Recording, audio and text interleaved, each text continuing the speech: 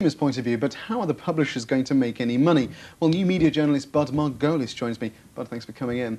My first question really is that if it's an online guide, so that's an online television guide, and digital television has its own electronic programming guide, haven't they really kind of outdated themselves already? Well, you download the application online, but the application sits in your computer. You will update it every 2 weeks. What you have is an application that comes on instantly and provides a great deal of personalization and a lot more information than any other guides do at the moment. But bearing in mind that we're going to have convergence in the end where we'll have set-top boxes and be able to access the internet from our television screens, it's going to be redundant by then, isn't it? Well, a lot of people like to look at the TV guide during the day to decide what they're going to watch at night. We also have some viewers who are in the United States looking at the program guides and asking their friends in the UK to tape programs. So I don't think it's a question of having to have it online while you're watching TV, but you could actually eventually print out your favorite program schedule or have it remind you of programs, do searches for certain keywords that might be found within a 2-week schedule. Right now, the current TV guides, whether they're electronic programming guides or print guides, are not very adequate. Now, obviously, the information in DigiGuide can be updated very, very quickly, and it obviously saves them a lot of overheads in printing and whatnot. But what other benefits are there for them? I mean, how can they make their money? Well, we can target advertising extremely precisely, and also the program updates itself as it goes along. You won't have to update new versions of it.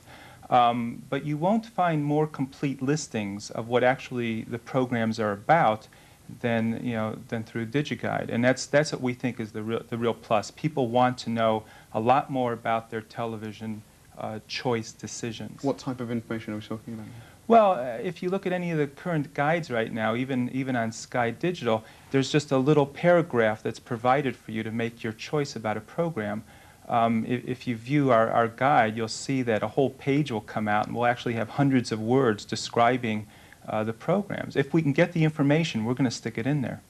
And what are you going to do in the future? How are you going to develop the service more to make it more appealing? Because it is quite UK-based, isn't it? UK and satellite and television. Yes, but certainly we can expand it to other countries, and we can also provide other services. We're looking into providing information about your favorite music groups, concerts, maybe linking up with ticket sales, CD and video sales, putting an archive of films and film history in there, so you could do more research and enter chat rooms.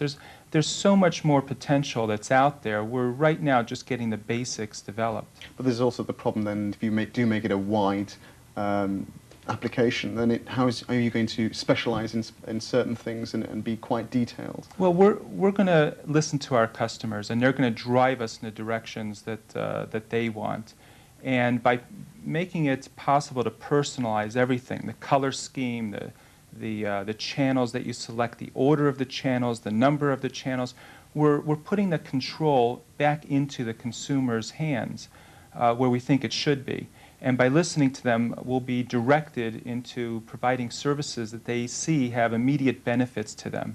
And that's really what it's about. If the consumers like what we're doing and we fill a niche, a real need, then they'll keep coming back. And so far, we have over 25,000 subscribers. We've done very little marketing.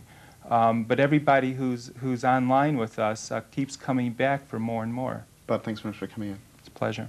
Now, in the United Kingdom, the process of gaining a university place is administered by a body